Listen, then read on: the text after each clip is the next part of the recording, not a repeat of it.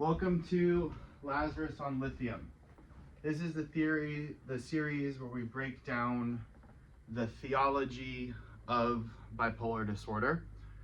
And I want to talk about the depression side of bipolar disorder. So I'd like to get us kicked off with some scripture. And I wouldn't be surprised if some of you have guessed where we're going to get started today. But we are going to start in Job chapter 3, after everything falls apart. So starting with verse 1.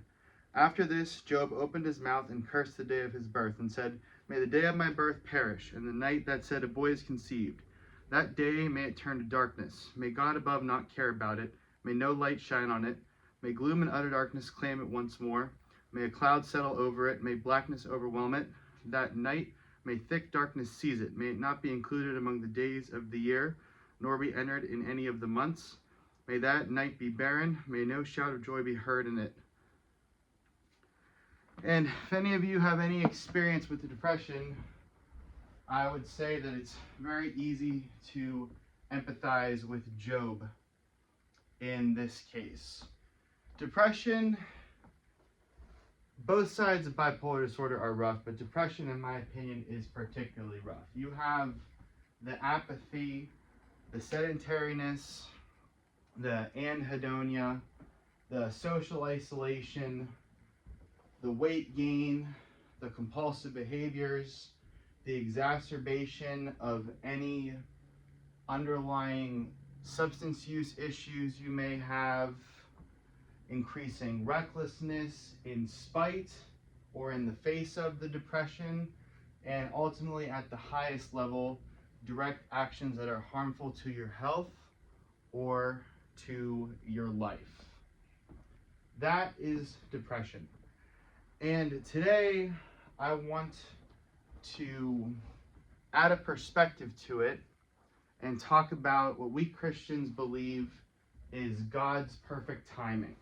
So we Christians believe that this universe, our total world, our individual lives are calibrated and timed in such a way so that the right things go out of your life and the right things come into your life in the right timing. Now, that's not to say that something that you really don't want to come into your life won't. And that's not to say that something you're very happy you have won't leave you. The point is that it is the timing of these things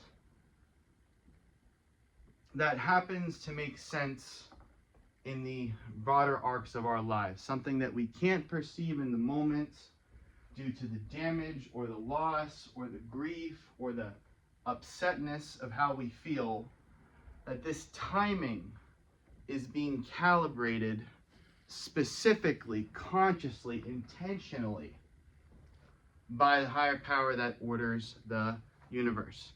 So a quick scripture about that. Now we're going to Ecclesiastes chapter 3, another one that might have seemed obvious.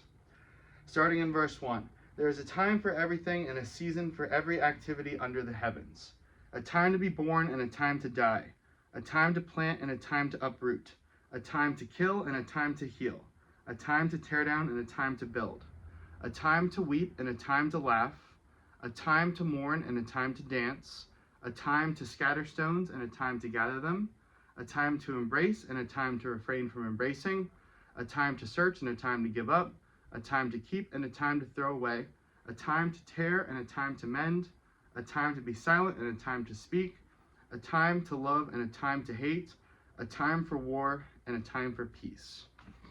And in my opinion, one of the biggest costs of depression is the time. In my walk, I've had 4 serious depressions. I would say in total, they added up to about 2 years of cumulative time across all 4 episodes. And this killed me. It used to kill me. It still particularly bothers me. Because what I couldn't wrap my head around was this time that I had spent impaired, dependent, incapable, was time I had lost, time that could have been better spent doing something else. There was an opportunity cost to depression that as the days, the weeks, the months kept adding up, the opportunity cost was so high that I was living in the shadow of not only the life, but the lives I could have potentially lived if I'd only had my full faculties available to me for the period of time that I was depressed. So I want to talk about 3 examples that I managed to come up with of lost time or events in time that I lost that I want to recontextualize within the context of understanding the greater sovereignty picture of the order of our lives.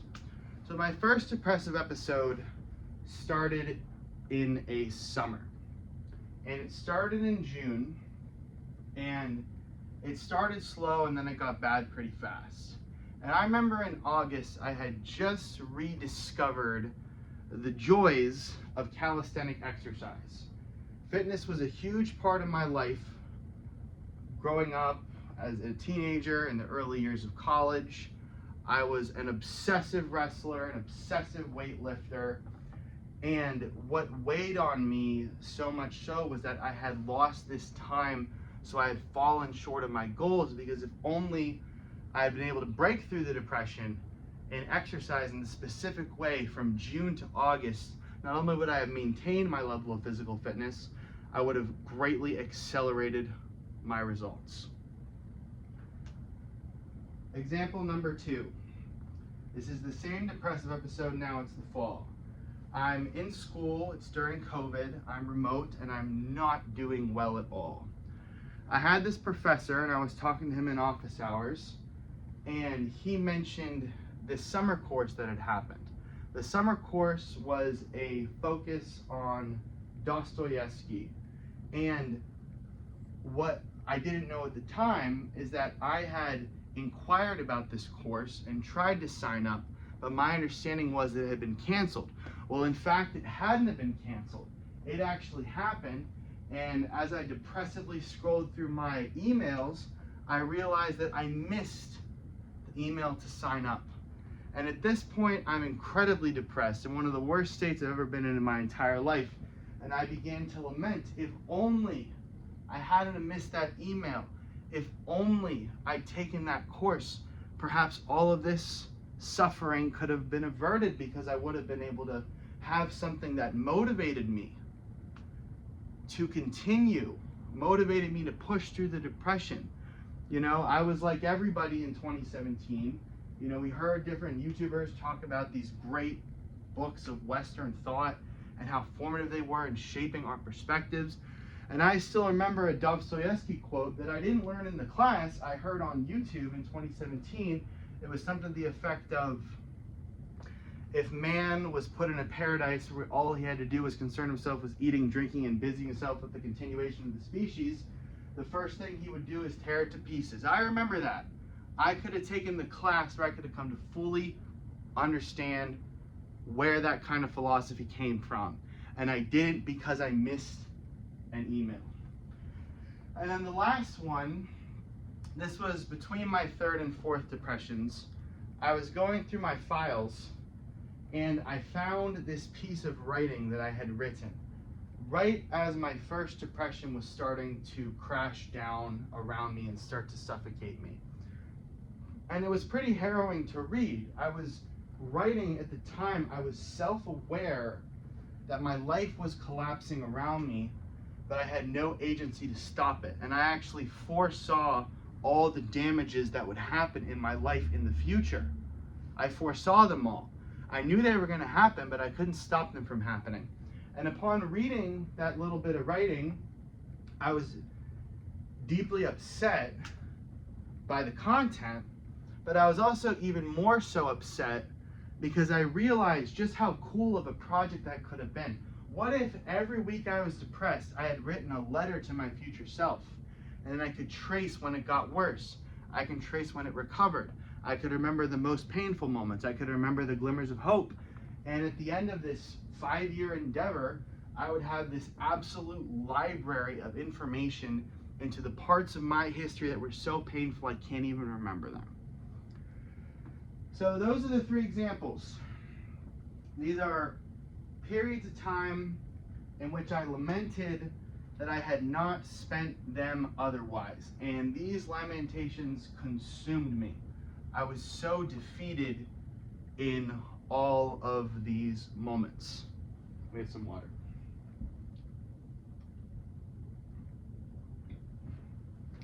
But now let's flip it. Let's flip the narrative. Because as we established earlier, things come into our lives and come out of our lives on a precise timeline that we cannot see in the moment. So let's start with the fitness.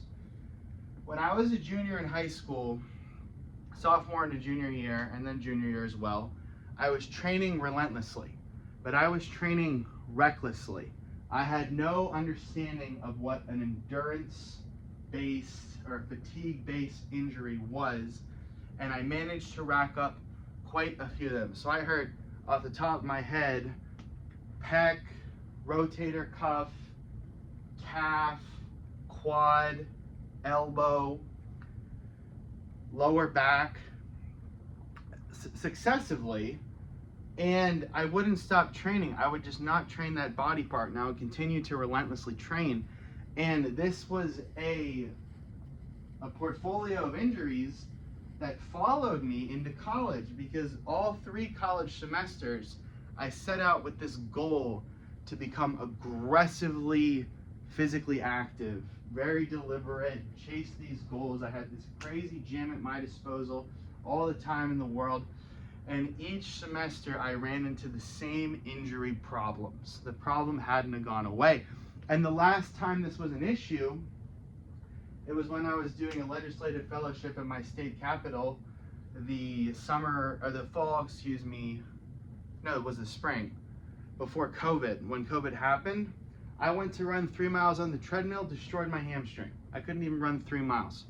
So I took all this time off when I was depressed, and what I found was that this time off was actually what I needed for my body to recover. So later on in that depressive episode, I went on a 10-miler rail trail, and the first 3 miles I was like, this is never going to work. You know, my legs are going to collapse, everything's going to go back to being injured. And I found that I was able to run the distance, all 10 miles, without re-injuring myself. And then later on I would do a half marathon, and then ultimately, as I mentioned before, I ended up doing a 42-miler on the Appalachian Trail in the middle of winter. No evidence of injury whatsoever. And now, many years later, I'm able to train when I do, and almost all those injuries are repaired except for the fact that I have a slight rotator cuff sensitivity that you can certainly train gradually and train around.